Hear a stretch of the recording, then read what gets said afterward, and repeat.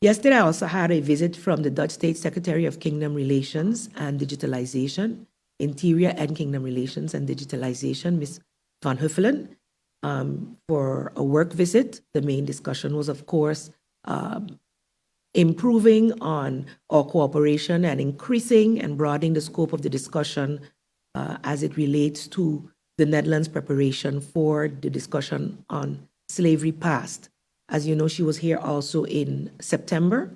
We had a meeting with her as Council of Ministers, also organized a meeting with stakeholders in the community. However, as a country, we have not had those internal meetings to come to a, let's say, country position. Couple of representatives from the island, though, are taking part in further discussions in Curacao that include all the islands with the State Secretary, and that will take place today. However, as we move forward, I am looking to establish an advisory committee on slavery past to ensure that we make great discussions within the community.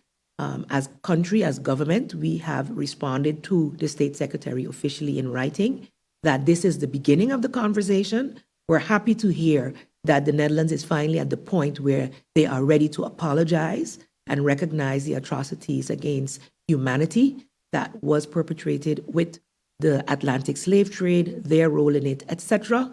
But we believe that that is but the beginning of the conversation, and that any discussion on the way forward must be had in dialogue with the countries bilaterally as well as together, because each country's or island's experience would be different, and we as the ones who are the descendants of said slaves should have a greater say in the manner in which any reparations would take place. And of course, we would be looking strongly at the 10 points of CARICOM's reparations agenda, the 10 points that they mentioned. So that is an ongoing discussion.